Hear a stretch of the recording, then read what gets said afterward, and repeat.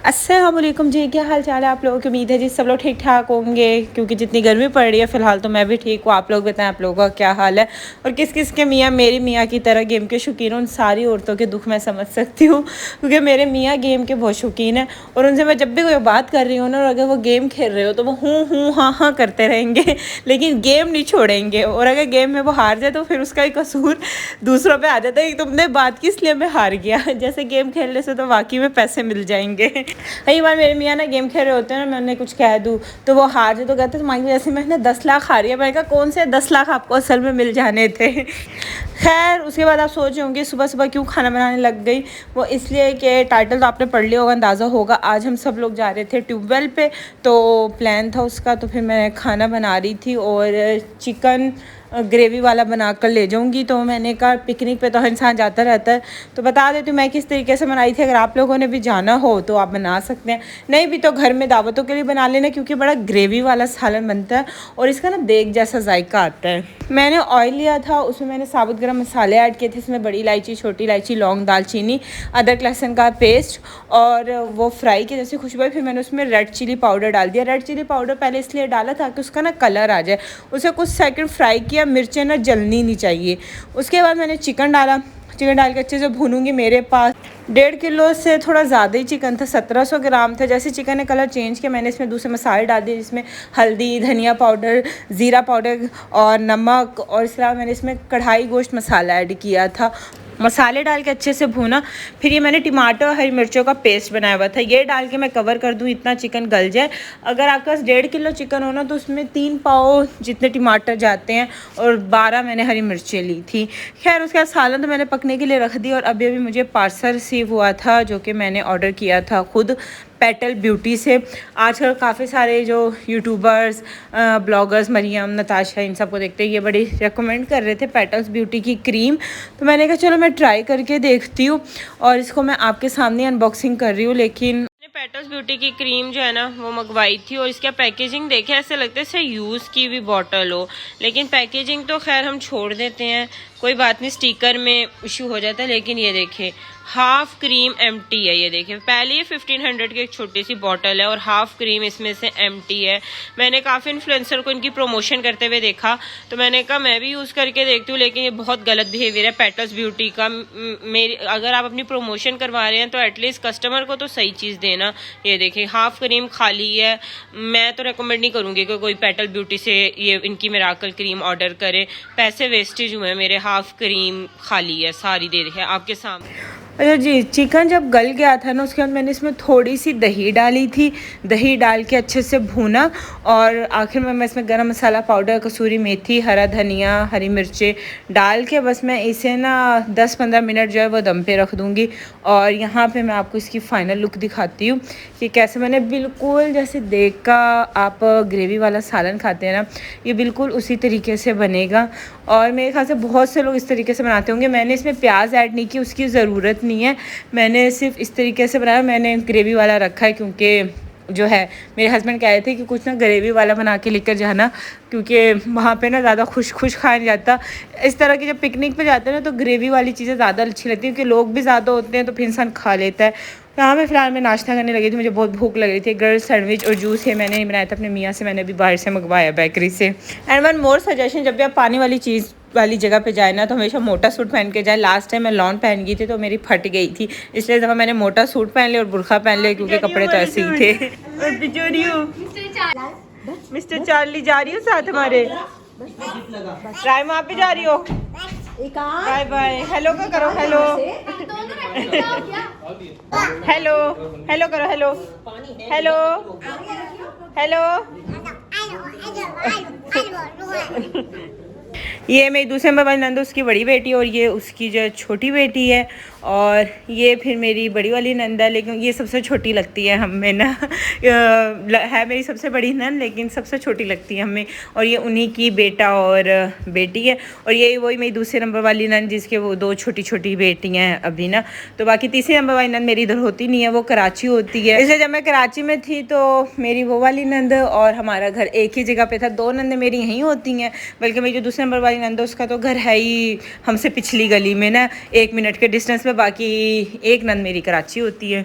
और ये लोग मुझसे अक्सर पूछते हैं आपके ससुर देवर जेठ कहाँ है। वो नहीं होते, नहीं मेरे हस्बैंड इकलौते, उनका कोई भाई नहीं है। और ससुर यानी मेरे फूफा भी नहीं है, क्योंकि उनकी डेथ को भी काफ़ी साल हो गया, आई थिंक 10-11 साल शायद हो गए हैं।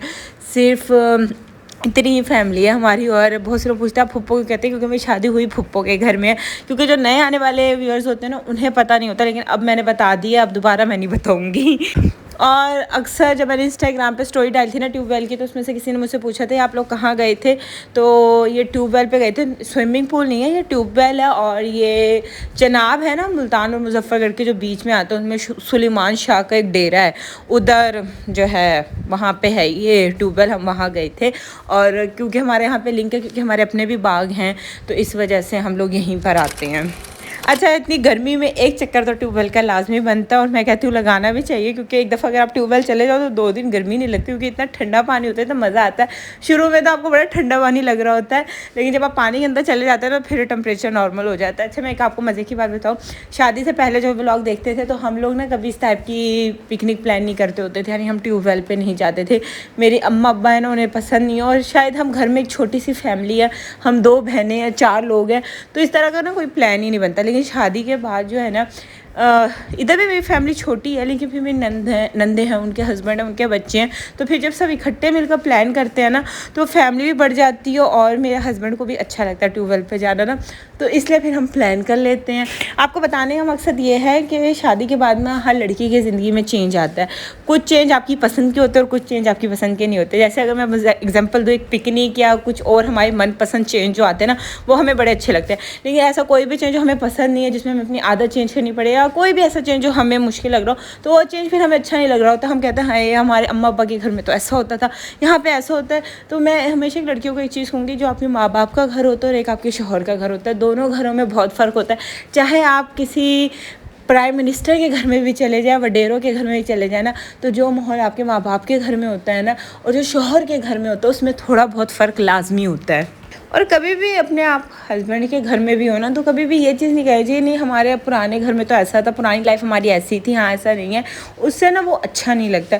आपकी जो पुरानी लाइफ होती है ना, वो ख़त्म हो जाती है। शादी के बाद आपकी एक न्यू ज़िंदगी होती है, न्यू चेंज आते हैं, तो उसे खुशी खुशी अडॉप्ट करना चाहिए।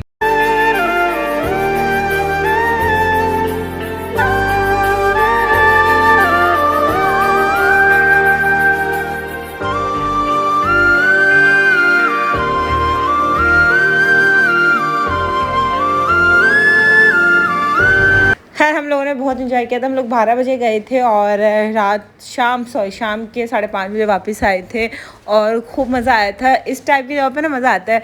और पानी का भाव जैसा होता है ना, वैसे ही आजकल इंसान की ज़िंदगी चल रही है, इतनी ही तेज़, किसी के लिए इधर रुकने का टाइम नहीं है। खैर उसके बाद फिर हम सब लोगों ने खाना खाया। जो खाना मैंने बनाया था वो तो आपको पता ही है, सिर्फ एक ही चीज़ मैं बना कर लेकर आई थी और कुछ भी नहीं। उसके बाद जो है फिर हम लोग घर आए।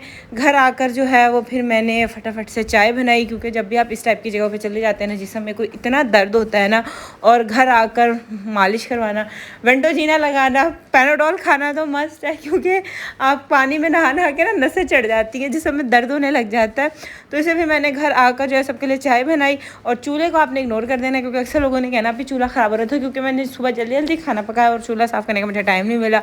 और वैसे भी मैंने कहा चलो कल कर लेंगे, अब इतना थके हुए आए, ज़रूरी नहीं है कि कैमरे के लिए बंदा हर चीज़ ही करता रहे। कभी कभी ज़िंदगी में ना जो चल रहा होता है वैसे ही दिखाना चाहिए। मैं कभी कैमरे के लिए कोई चीज़ एक्स्ट्रा नहीं करती, कि वीडियो में ये चीज़ दिखानी है तो मैं ये चीज़ कर लूँ। जिस तरह की हम सबकी रियल लाइफ होती है ना, मैं मेरी कोशिश होती है मैं आपको उसी तरीके से दिखाऊँ। खैर फिर हम लोगों ने चाय पी, फ्रेश हुए, आराम किया, जो कि बहुत ज़रूरी था। और ट्यूबवेल में आप चाहे जितना मर्ज़ी नहा लें, लेकिन आकर घर आके नहाना तो लाजमी है, क्योंकि पानी तो पानी है ना यार। जब तक घर में आके आप ना नहा लेना तसल्ली नहीं होती। उसके बाद थोड़ा सा ना मसाला बच गया था, जो मैंने सालन बनाया था ना, तो रात में मेरे घर वालों को भूख लग गई थी, जबकि मुझे था कि नहीं लगेगी इन्हें भूख, लेकिन भूख लग गई तो इन्होंने कहा जो सालन बचा है ना, तुम उसी के हमें चावल बना दो। तो फिर मैंने फटाफट से उसके चावल बना दिए।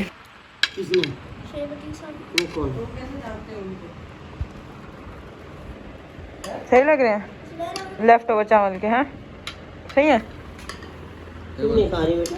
खा रही भुप्पो।